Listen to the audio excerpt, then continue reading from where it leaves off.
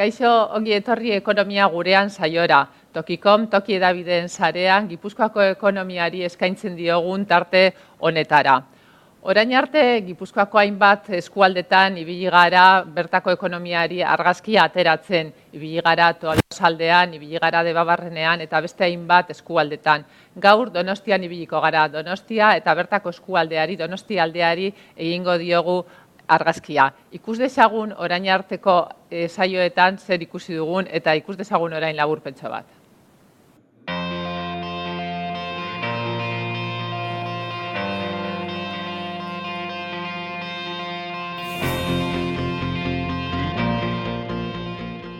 Ongi etorri ekonomia gurean saiora.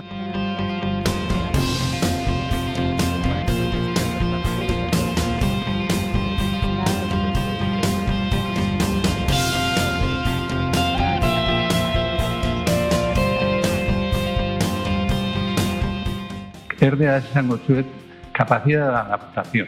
Talde lana oso importantizaten da hor. Sagardoa da edari bat gure herriari lotuta dagona. Kooperazioa mundu hortan adaptatzeko beharrezkoa dela. Neren aia nola zanbazarti bizitzi, horren ondorioz ekintzaile bihurtu nauk. Lanpostu gehiago ongo dira eta ezberdinak. Eta erronka izango da pertsonak nola gure ganatu. Globalizazioa eta teknologiaren aurrapena kualifikatu gabeko langileari kalte egiten diote eta kualifikatuari mesede egiten diote. Debagoienan hileke eroser gauza. Ondo aprobetxeu eskero amengo industriak dauken konozimentu eta aberastasun. Enpresak inbertitu beharra daukate, ikerketa, garapena, berrikuntza, baina argi eta garbi pertsonak behar dituzte inbertsioiek erabiltzen eta produktibo egiteko. Etxe barruan behintzat makinen konzeptua aldatu. Gaur arte, makinak izan dira fabrikatzeko tresna. Gaurtik aurrera pentsatu dugu eta gaur bertan pentsatu dugu makinak direla hiru bideko tresna bat. Bat fabrikazioa, bestia informazioa eta hirugarrena kudeaketa. Ziurrenik daukagu aurrera begira erronka bat, nola integratu teknologia ezberdinak, ez? Nola perfil multidisciplinario formatu. Tokikoa bai eta proaktikotasuna da lehen pausoa, baina gera erronka izango da benetan, ez gerala autosufizienteak ezin dugula guztia beterrin izan, eta beraz hor artikulazioan baitan lan egin beharko dela. Inen oso produktu zaleak gerala, gure 85% egiten dugun 85% produktuetan jartzen dugu. Antolaketa mailan zer suposatzen duen berrikuntza prozesu guzti horiek, ez? Antolaketa nola hartzen dira erabakiak enpresaren barruan? Ikerketa, ingenieritza, garapena, berrikuntza oso importantea da gure enpresan, eta horregatik zerbitzuen aldean ere hasigea gauzak egiten. Tradizionalki, kafeen bezero mota tipikoa zien administrazioari publikoari lotutako entitateak. Baina gaur egun bezeroen arlean mota askotako bezeroak topatu ditzakegu.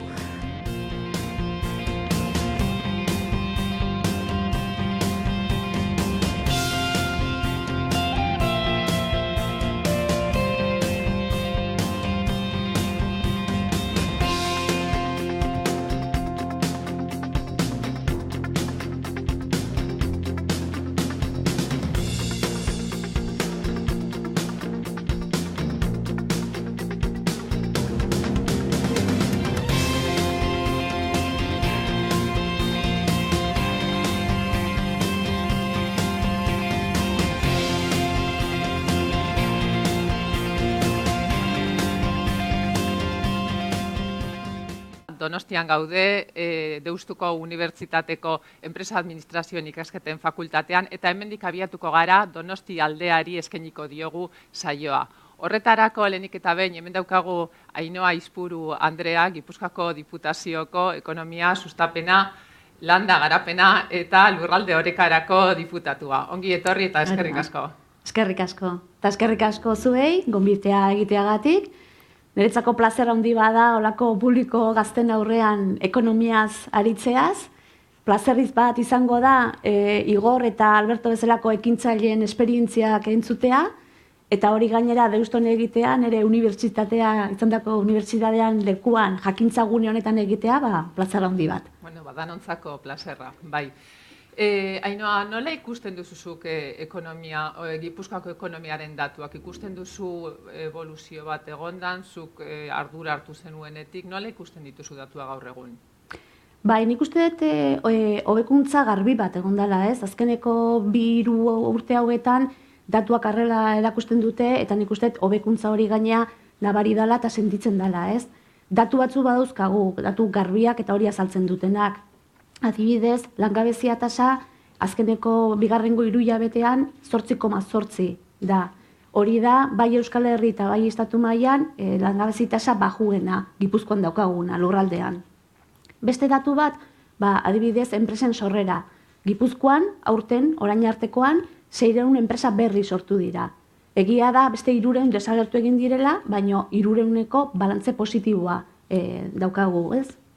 Eta horren ondorioz, azkenen gizartean daukagun desberdintasun maila hori ere jaisten ari da. Guk hori neurtzeko erabiltzen dugu indize Gini deitzen dana, eta da gizartean desberdintasun hori neurtzeko indize bat. Gipuzkoan 25,7 uste daukagula, estatu mailan 36 da, eta Europa mailan 30 edo. Indize hori zenbait eta bajugoa izan, gizartean berdintasun maila hobea da. Eta nik uste hor Gipuzkoan oso datu interesgarria, ona eta hobetzen ari dana, hori ere importantea da.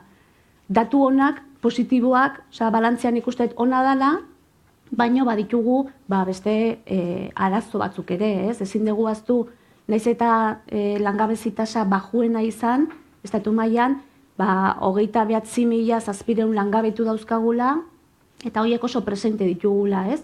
Eta horregatik gure alegina, gure esfortzua, enpresakin aktibidade berria, lanpostu berriak sortzea.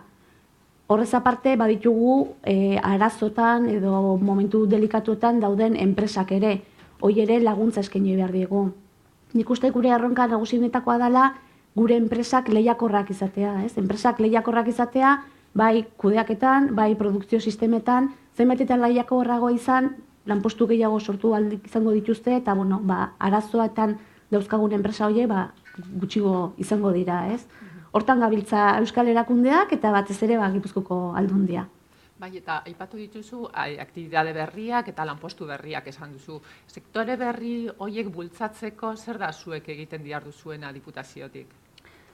Bai, esan bezala arazoak dituzten enpresa dauzkagu, sektore batzuk konsolidatuak daudelako, arazoak dituzte eta enpresa horik zaindu egin behar ditugu, baina guk erakunde bezala mundu oso azkar dijoa, eta nik uste gure ardura dela etorkizuneko Gipuzkoa hori ere diseinatzen hastea. Zenbat eta lehenago hasi, hobeto diseinatuko dugu eta hobeto landuko dugu, ez? Orduan nik uste dut, bai eragile sozioekonomiko guztiekin egiten ari geran lana da diseinu hori, ez? Etorkizuneko sektore berriak, etorkizuneko lanpostu berriak diseinatzeko egitasmoak, ez? Lantzen ari gera. Nik uste dut azpimarratu behar dan datu badala, konstatazio bat edo, Gipuzkoan industriak ze pixu daukan. Gure barne produktu gordinaren 28% da, pixu handia dauka, enpresa handiak, txikiak, ertainak, baino erreferentziazko dauzkagu, eta enpresa horiek, industria horrek sortzen duen enplegua askoz hobea da. Askoz egonkorragoa, askoz kalitatezko enplegu gehiago sortzen du, eta industria horren inguruan sortzen diran zerbitzuak, sortzen den aktibidadea ere, potentea da, ez? Orduan, horren ondorioz, gure enpresakin, gure ehun ekonomikoarekin lantzen ari gerana da etorkizuneko industria berria, ez? Hor badago, Europati datorren RIS 3 estrategias de especialización inteligente deitzen dana, espezializazioa adimentsua, eta hor, bai Jaurlaritzak eta gero bai Aldundiak eginduna da, espezializazio horretan dauden gaiak, gai nagusi horietan, Gipuzkoa zertan da indartsua, zertan ditu eragile potenteak, ez? Zertan ditu eragile eta industria bat. Hor adibidez, energian, guk aukera dugun espezializazioa eta etorkizuneko erronka elektromobilidadea da. Energiaz gain, biozientziatan, aukeratu duguna da, biozientzia mundu horretan, osasuna eta zahartzarorekin zer ikusi daukagan aktibidade berria. Eta gero, industrian, fabrikazioa aurreratua dago, eta fabrikazioa aurreratu horren barruan, ziberseguridadeari eman diogu lehentasuna. Horrez gain, Gipuzko mundu mailan orain kanpon bidai batzuk egin ditugu, eta Gipuzkoa aipatzen duzun une bakoitzean, gastronomia azaltzen da, ez? Orduan, gastronomiaren nolabait potentziatu nahi dugu, indartu nahi dugu, eta gu dauzkagun Michelin izarrak, jatetxeak, lehen sektorea, hori dana pixka batu, eta horre ere teknologia sartu, ez? Teknologi berriak. Eta etorkizunean ere hori, Gipuzkoako erreferentzialtasun bat izatea nahi dugu. Hortan ari gera, ulertzen degulako sektore guzti hauek potentziala handia dutela, eta potentzial hori aktibidade berri eta lanpostu berrietan erakutsiko dana etorkizunean. Bai, eta sektore berri hori guztietarako eta berrikuntza hori guztietarako, pentsatzen dut horik etorkizuneko Gipuzkoaren erronkak badirela, ez da aipatu dituzu, ze perfilo, ze talentu, ze pertsona formatu klase beharko genituzke horretarako, ez? Pentsatu duzue horretan etorkizuna hemen dauzkagun gazteak, ze formazio eduki beharko lukete desafio horiei begira? Nik uste eta asko esaten da, etorkizuneko perfil horiek oraindik ere diseinatu gabe daudela, ez? Ez ditugula imaginatu ere egiten, ez? Etorkizunean ze beharko dugun.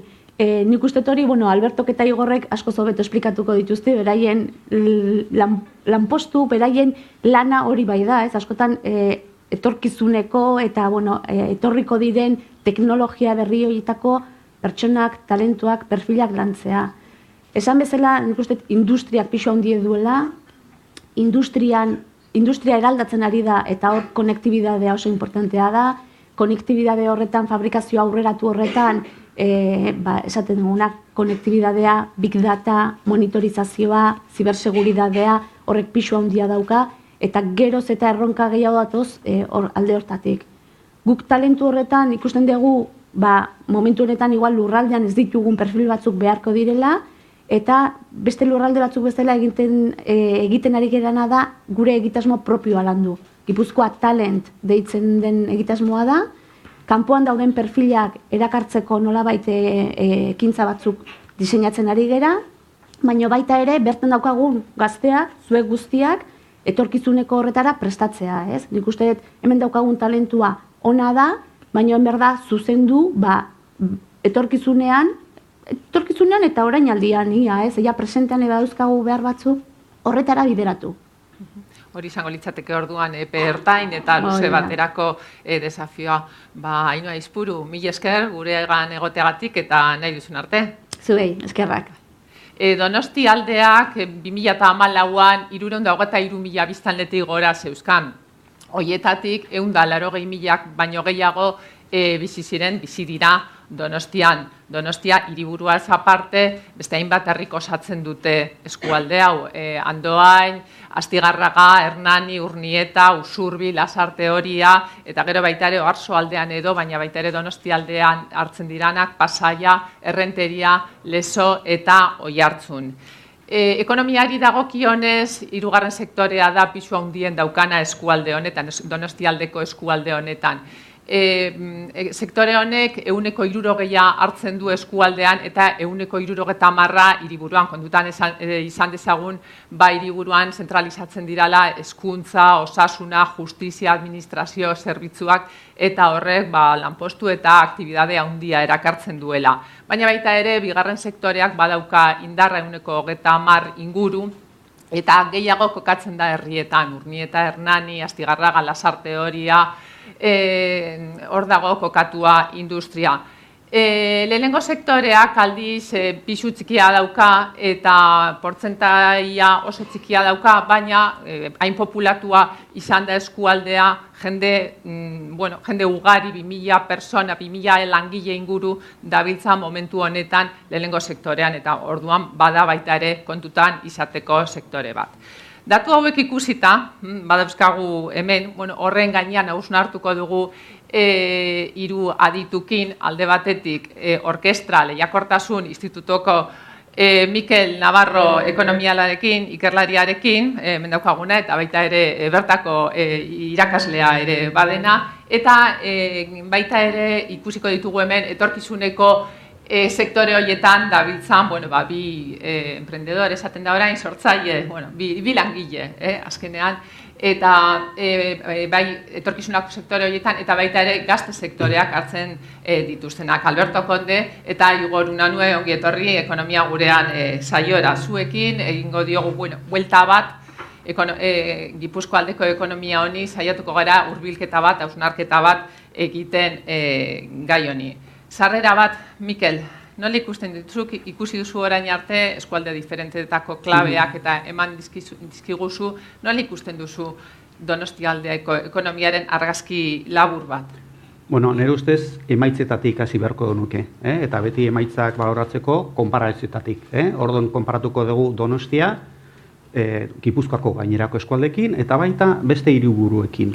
Emaitzai begiratuta, Donostia, biztanleko barne produktu gordinari begiratuta edo langabezi tasari begiratuta, asko hobeto dago inguruko eskualdea baino, eta zer esanik ez, Bilbao eta Gasteiz baino. Orduan, alde hortatik lehenengo balorazioa oso positiboa. Zer gertatzen da? Batzutan datoiek pixkat edertuta daudela. Hau da, biztanleko barne produktu gordina altua da, baina hemen prezioak oso altua dira. Orduan, hemengo jendea bere diru horrekin gastatzea doanean, gauza gutxiago erauz dezake. Bestalde, beste gauza bat jendeak kontuan hartzen ez duna da, Donostian enplegu gehiago dagola, Donostiar okupatua baino. Hau da, Donostian sortzen da aberastasun asko, gertatzen da, inguruko herrietatik jendea lan egitera datorrelako. Orduan, gauza horiek kenduko balira, imagina, oraindik ere polita izango litzake, baina ez hain liluragarria. Eta horrek datuak izan da, nola iritsi gara datu hauetara? Bueno, lehen esan dezun bezala, alde batedikan sektorei biratu behar diogu. Donostian ez daukagu industriarik, oso gutxi. Hemen Donostian daukagu jakintzan intensibo diran zerbitzuak. Hortan, nagusi. Enpresen aldetik, egia zan, Donostiar batik galdetzen baldin behiozu. Zein da Donostiako enpresarik handiena? Idearik ez. Ez daukagu enpresa handirik edo esanguratsurik. Agian baten bati goratuko zaio Ibermatika, ikusi, baina ez dago halako enpresa esanguratsurik. Hala ere, naiz eta enpresa esanguratsurik asko ez egon, IGIG asko, ikerketa eta garapen asko egiten da hemen. Gipuzkoatik egiten den 140 Donostian egiten da. Hemen dagoen IGIG egiten duten enpresen kopurua Donostian 160 edo gehiago dira. Orduan, IGIG asko dago, gero bestalde horri lotuta jendearen kualifikazioa. Hemen edukazio, 3. mailako edukazioa duen jenderen unekoa, asko saltuago da probintzian baino, eta zer esanik ez, Bilbon eta Gasteizen baino. Orduan, Donostiako jenderen kualifikazioa oso altua da. Baduzkagu ere, gero IGIG-ko azpiegiturak. Hemen oso tejido aberatza daukagu. Miramonen dauzkagu zentro teknologikoak, zikak, enpresak, unibertsitate ugari dauzkagu kokatua Donostian. Problema dauzkagu zaharkitzearekin. Donostiako biztanleria zahartzen ari da. Probintziakoa baino zaharragoa da. Eta Gasteizkoa baino zaharragoa da. Orduan, alde hortatik problema dauzkagu, eta inmigranten aldetik ez dugu hainbeste. Egia esan, behiratzen baldin badu gaur egun atzerritarren ehunekoa, 8% edo izango da, Donostian, gertatzen da horietako batzuk, orain ja ez dira atzerritar konsideratzen. Etorritakoak Espainiar nazionalitatea edo hiritartasuna lortu dute, eta orduan horiek ja ez dira kanpotarra konsideratzen. Horiek konsideratuko bagenitu, 11% edo egoko gineke. Orduan, azten gera aberazten besteen kulturaz ere. Horta dago aldea orduan. Alberto Konde, ongi etorri. Ongi etorri. Zure enpresa NEM Solutions 2007an sortu zenuten, azalduko diguzu zertan da, zer egiten zuen enpresa horretan? Bale, gure kasuan gu makinekin egiten dugu lan, baina makinak ez ditugu ikutzen, baina makinek sortzen dituzten datuak analizatuta, nolabait esan dezakegu makinen etorkizuna aurre ikusten dugula, ez? Egin deguna da, makinak zaindu edo zaintzeko prozesu horretan makinen medikuetan medikuetan bihurtu gara. Nola egiten dugu hori, esan deten bezala, pixka bat makinek sortze dituzten datu horiek analizatuta eta big data edo teknologia horiekin, gero suposatzen desakonduko dugula pixka gehiago, big data horri esker, indezakegu etorkizunera pauso bat eman, eta horrela makinak etorkizunean izango dituen matxurak aldez aurretik jakin eta gure bezeroi ematen diogu aukera erabakiak hartzeko garaiz, nolabait esan da. Zuen enpresa Donostian dago kokatua. Zer dela eta hartu zenuten erabaki hori? Egia esan, horren erruduna edo maitasuna da. Naiz da ni Beasaindarra izan, nire emaztea Donostiarra da. Eta, adostu genuen, esan beharko dut, Donostin bizitzea, eta, nem sortzeko garaian, egia esan, nemen bazkide pare bat Donostin zeudela ere, Miramoneko Parke Teknologikoan, Donostin bizeginan, Miramoneko Parke Teknologikoan 2 bazkide, Mikelek esan duen bezala, ikerketa asko, enpresa asko, zerbitzu ugari asko, Miramonen inguruan, hor kokatzea erabaki genuen, baino gehien bat, esate izuen bezala, maitasunen nolabait erruz. Igor Unanue, ongi etorri zu ere bai, zu S21 enpresaren sortzailea zara, 2000 urtean sortu zenuten, azalduko diguzu pizka bat, zuen enpresa sortzailea? Bai, enpresa kokatzen da zibersegurtasun munduan, zuzenean, hortaran hasi ginen, hasieratik, pixkat hobetu ulertzeko zer egiten dugun, nola hasi ginen kontatuko dut, ez? Gu hasi ginen esaneko hackerrak kontratatzen, zerbitzuak emateko enpresei. Hola esan da, ematen du zerbait arraroa, ez? Baina agian, ulertzen bali badegu nola egiten den segurtasun zerbitzuak nola ematen diren, hobeto ulertu daiteke, ez? Azkenean, segurtasun zerbitzua dira museo bat montatzen denean, nola egin dezakegu lapurrak ez sartzeko, ez? Egiten dena da, sistema segurtasun denak martxan jarri, eta gero, lapurrea eta egiten dakiten batzuk kontratatzen zaie, probak egiteko. Eta hor ikusten da nun dauden, zuloak edo sarrerak, eta gero berriz itxitzen da. Hori da, azkenengo segurtasun maila emateko. Eta gu olako zerbitzu batekin hasi ginen, jakinetikoa erabili zerbitzuak ematen hasi ginen, enpresei erakusteko nolako ziurtasun nivela zeukaten edo ez, segurtasun nivela. Eta zerbitzu horrekin hasita beste asko atera ziren. Horrela hasi ginen, zerbitzu espezializatuak ematen segurtasun munduan.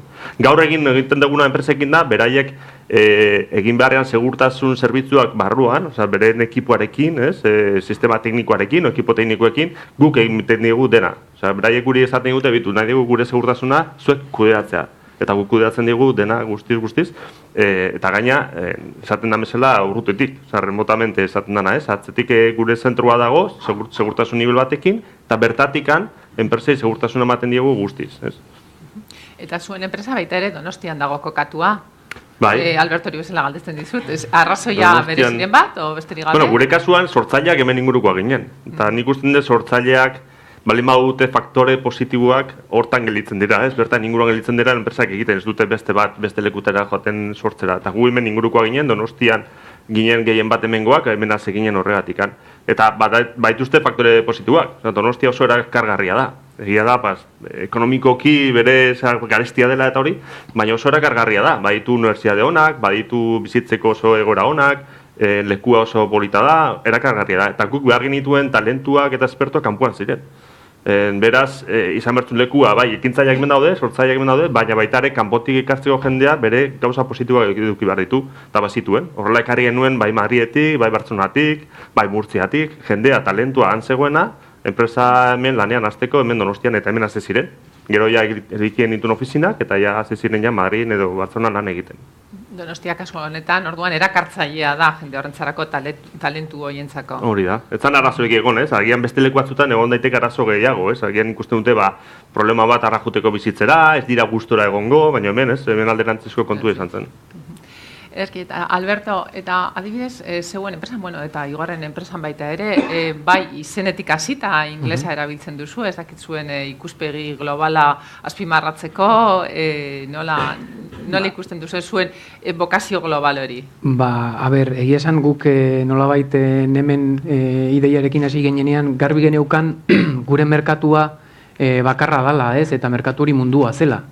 Gu jaio ginen 2007 urtean. Justo krisi inguru horretan, orduan garbi geneukan zerbait egitekotan mundura begira egin behar genuela, ez? Gaur egun oso horreixa da, gure ofizinan hizkuntza ofiziala ingelesa da, eta gehien bat daukagulako jendea erderaz eta euskeraz ondo murgiltzen ez dana, ze atzerritik etorritakoak direlako, ez? Uste eta 11 herri ezberdineko jendea daukagula lanean gurekin, eta 60 lagun besterik ez gara. Orduan, lin entzuten dezu txinetaraz hitz egiten telefonoz goizean, eta beste bat dago konferentzi batean ingelesez, edo nik izan ditzazket 3 konversazio elkarrizketa ezberdinak alemana, ingelesa, euskera edo erdera abiliz, ez? Orduan, globalizazio hori hasieratik. 180 baino gehiago kanpora begira daukagu. Gure bezeroak naiz eta agian esatu mailan edo inkluso Euskal Herri bertan izan, behaien negozioak kanpoan daude. Eta guk behaiekin juten gara, behaien nolabait zerbitzuak edo prestatzen dituzten herri horietara. Beraz, internalizazioari gabe, ez dut uste gaur daukagun nolabait dimentsio eukiko genunik. Eta Igor, zuek ere, nola kudeatzen duzu ikuspegi global hori? Bai, guaz eginean, hasieratik garbi genukan bi faktoreak, ez bat, internazionala izatea eta bi handiago izatea, ez? Izan laik izan enpresa txikia eta internazionala, edo enpresa handia eta internazionala, ez? Gu bietara jotzen genuen, naiz eta 5-6 pertsona eginen bakarrik, ez? Beraz, horrekin mentalitate horrekin melmazoaz, inglesa sartzen da barruan, hori garbi dago. Eta gure kasuan gainera, berrikuntza asko, eta enpresa asko sektore honetan, segurtasun sektore honetan, kanpoan dago. Hau da, Estatu Batuak, Israel, holako lekutan daude, benetako enpresak sortzen nahi direnak, bai produktuak edo zerbitzu oso espezializatuak. Eta beraiekin lan egin behar dugu baitare, ona ekartzeko eta gu ere puntu horretan heltzeko, ez? Beraz, bai, garbi argenikan hasieratikan, internazionala izan bertzala eta inglesara heli bertzala. Alberto, aipatu du krisia, eta uste dut, ekonomiari buruz gabiltzala, saiestu ezineko hitza dela, eta egoera, ez da zuek enpresa sortu, bi garai desberdinetan sortu zen batak eta besteak, ez, zuek 2007an krisiaren bete horretan, ez, erabat murgilutan gendenean, zeuek ostera, lehenago, 2000 urtean, orduan, nola bizi izan duzu hori, zuek krisi aurreko garaiak eta gero transizio hori gaur bukatu etedan edo gaurko garaira arte, eta zuek, Alberto, krisi bete-betean horretan sortzetik nola irten duzue, nola irten zareten hortik, atera baldin bagara, jakina, nola ikusten duzu? Gure kasuan, guazen ginen, ez da igoratzen gana, .comeko enpresak bombat egin zuten, da handak bera josuten gero, ez? Gu justu bera entzuten, orduan hasi ginen, orduan krisi puntua bat zegoen. Baina gero berriz goraka hasi zela, eta krisi fuerteago gorrak gerago etorri zela, ez?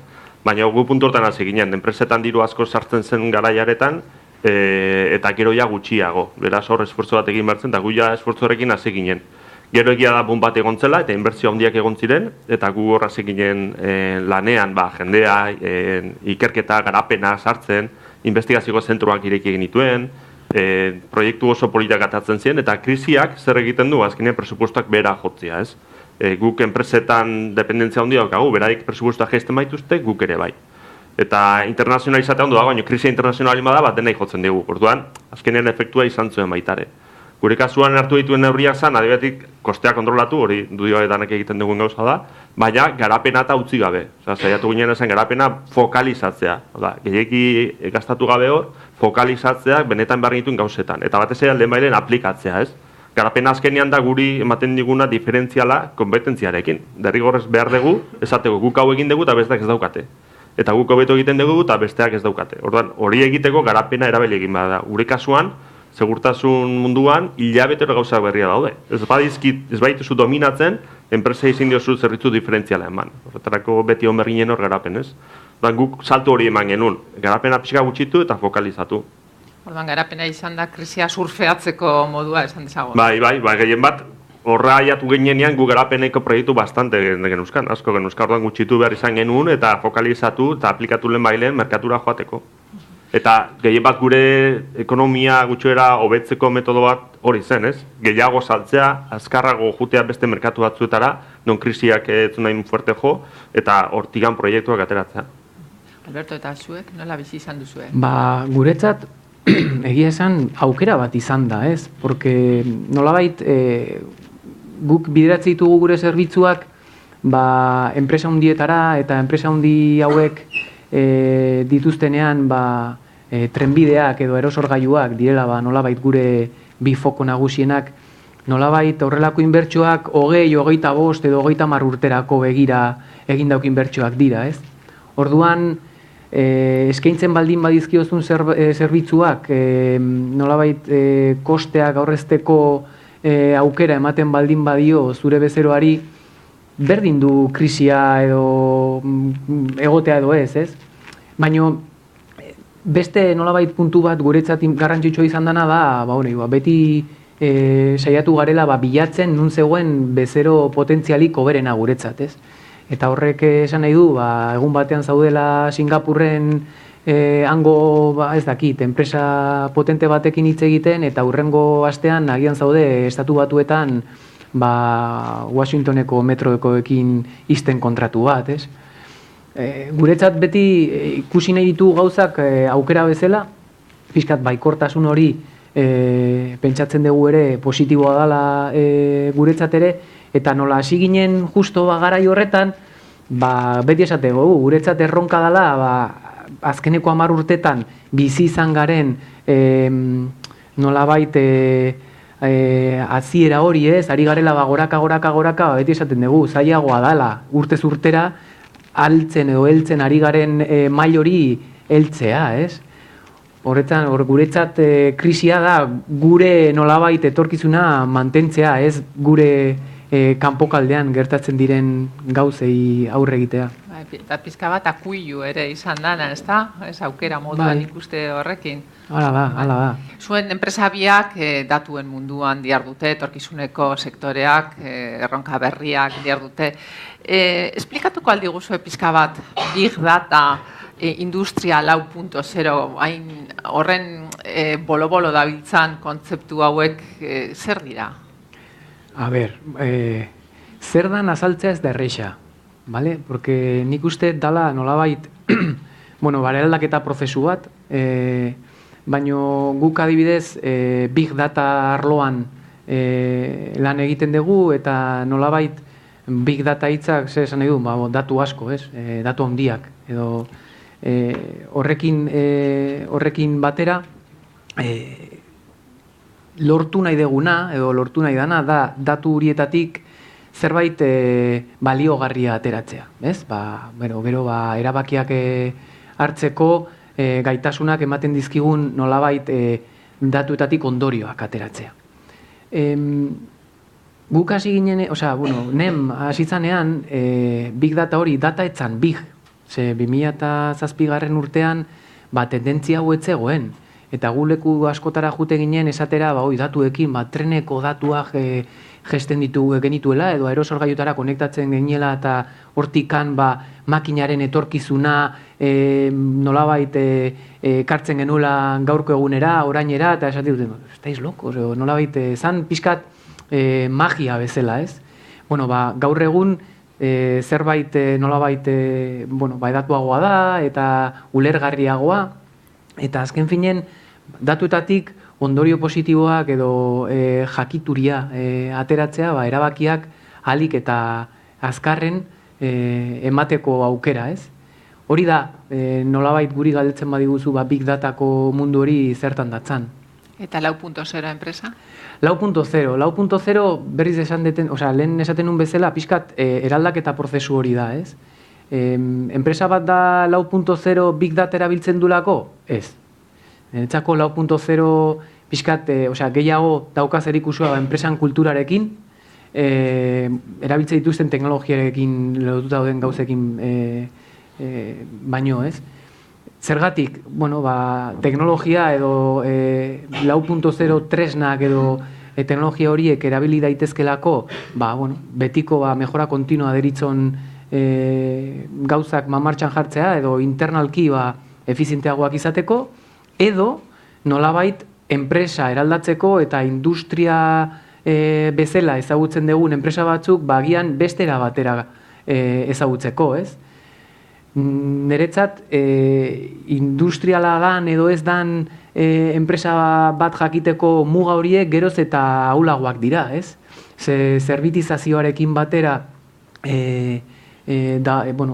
zerbitizazioarekin batera lotuta dauden aukera guztiak egiten du Industria 4 edo 4.0ko abantail horiek, ez duzu behar industria bat izatea, horrelako Industria 4.0 sektorean egoteko, ez? Badakit ez dela erresa, baino niretzat ez da kontzeptu bat, da eraldaketa prozesu bat. Eta Igor, zuen enpresan nola eragiten dituzue bi kontzeptu hauek? Big Data 4.0 industria? Bueno, biak gaur egunean daudenak, ez? Igual Industria 4.0 asko hitz egiten da eta gutxiago egiten da, baina kontzeptua da azkenean horra jotea, ez? Eta indar asko egiten nahi dira bai gobernuak eta enpresa mundua zerbitzu ematen dugun enpresetan asko hitz egiten dugu horri buruz. Eta Big Data da aspalditik datorren gauza, baina orain bermatzen nahi dana zerbitzua daudelako horren inguruan, ez? Big Data datu masiboekin lan egitea da eta hortan zerbitzuak ateratzen dira.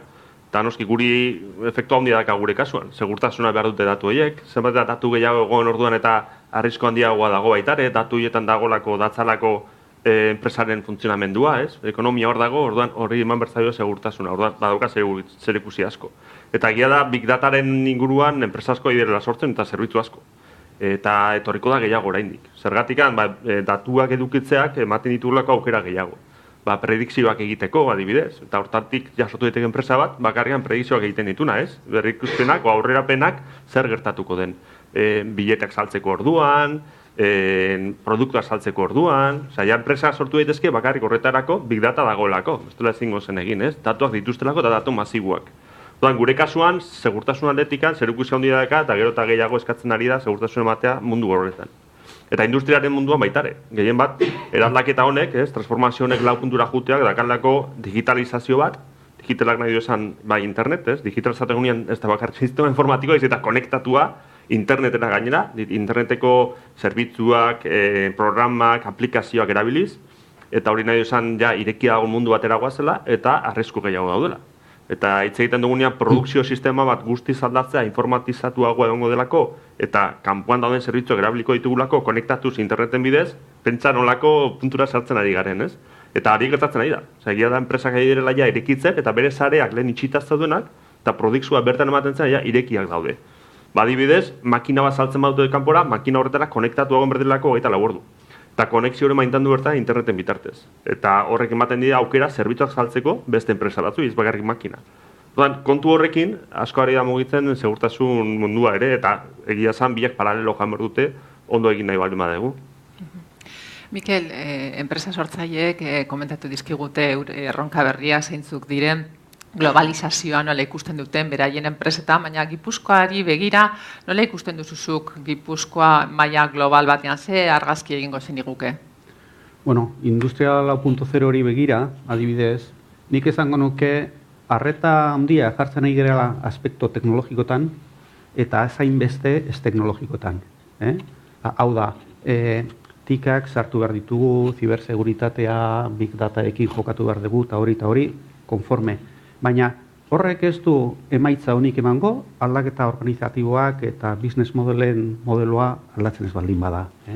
Adibidez, gaur egon makina herramienta bat, bai, alde batetik mantenimendua, bere gain hartu beharko dute, horretarako konektatua egon beharko dute, ziberseguritatea aseguratu beharko dute, inbasiorik ez dutela eta, baina makina ez diete erosiko. Jendeak nahiko du, ni nahi dut erosi makinaren zerbitzua. Eta makinaren kostua, zure kontu. Hau da, makina herramienta egiten dutenak, alde batekan aldatzen hasi behar dute, nola finantzatzen dituzten, nola erabat aldatzen da, business model hori. Eta nire ustez, hortan ez gera beharrein bat kontziente. Eta horregatik ahultasunak eta etor daitezke.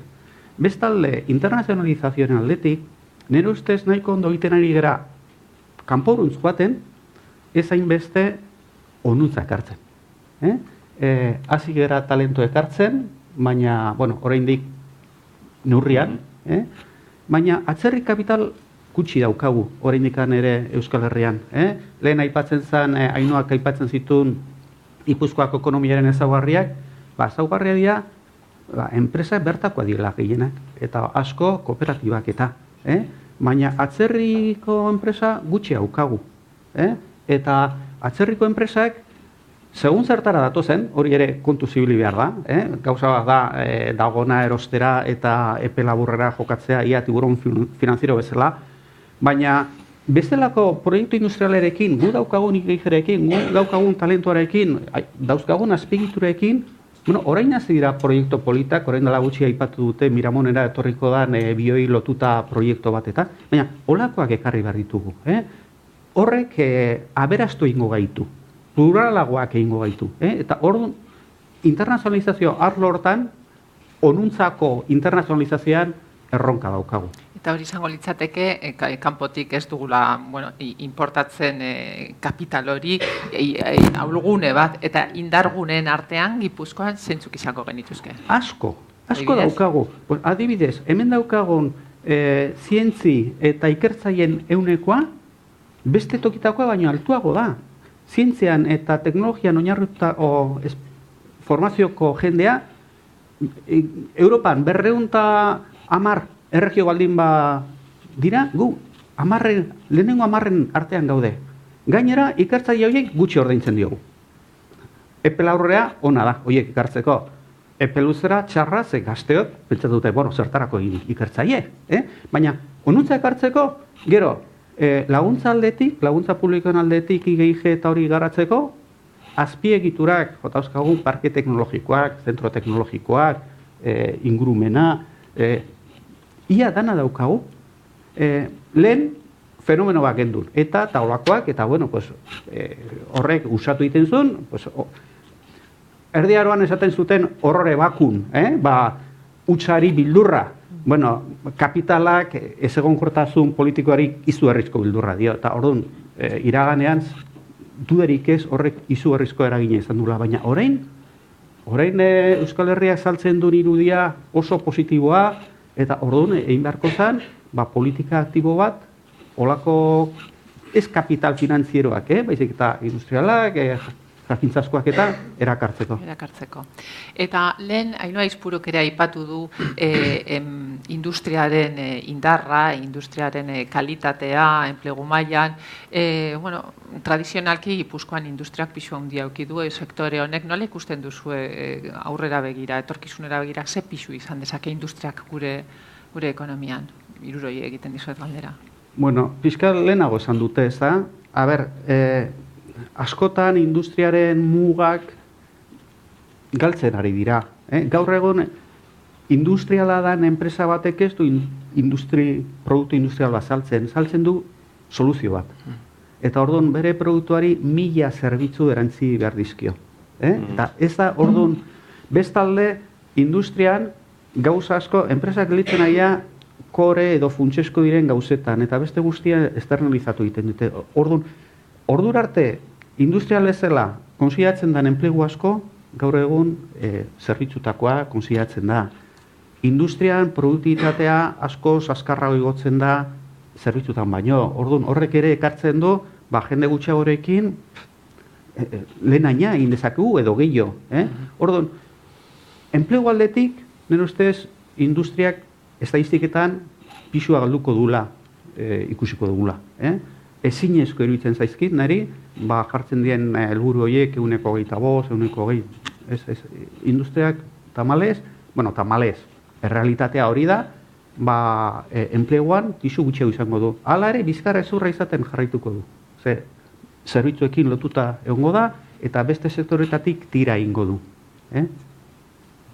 Eta langileen formazioari nolako garrantzia ematen diozue? Programak hasi dituzue, okerrezbanago, SE21 formazioa abiatzeko, nola garatu behar da gazte hauen formazioa eta langileen formazioa gero kalitatezko enplegu bat eduki ahal izateko? Guztiz garrantzitsuna da, nik uste dut hortik hasi behar dela soziade bat, ekonomia bat sortu nahi dugu, hortik jo behar degula beti, formakuntza egokia jartzen, ez bakarrik formatza, eta nolakoa izan behar duen. Gure kasuan adibidez, lehen esan dudan bezala, zibersegurtasunean, hilabetero gauzak berriak balin baditugu ikasi behar dugu, berrikuntzaetan beti murgilduta egoten, eta gauzak hobeto egiten, ez? ez da gauza bat 10 urtean egin dezakeguna gauza berdinak egiten. Gure kasuan beti aldatzen joan barrela eta adaptatzen merkatu bakoitzera edo zerbitzu bakoitzera. Eta hortarako eduki behar da formakuntza bat. Gure kasuan zibersegurtasunean talentua lortzeko, azkenean formakuntza eduki behar du gai horretan. Eta gai hori oso espezifikoa da, oso espezializatua.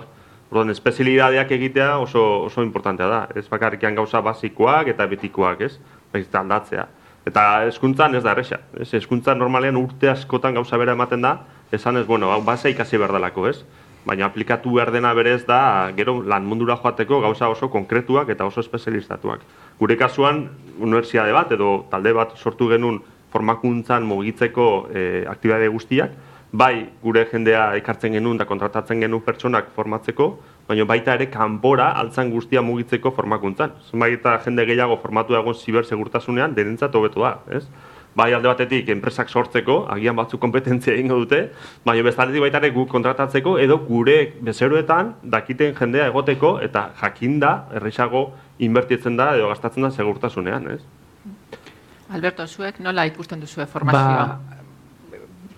Vamos, Igorrekin erabat ados nago, ez? De hecho, duela hilabete batzuk gu jarri genuen martxan, deitu diogu data challenge edo, txapelketa internazional bat, ez? Nolabait, kanpoan eta barruan daukagun talentu hori,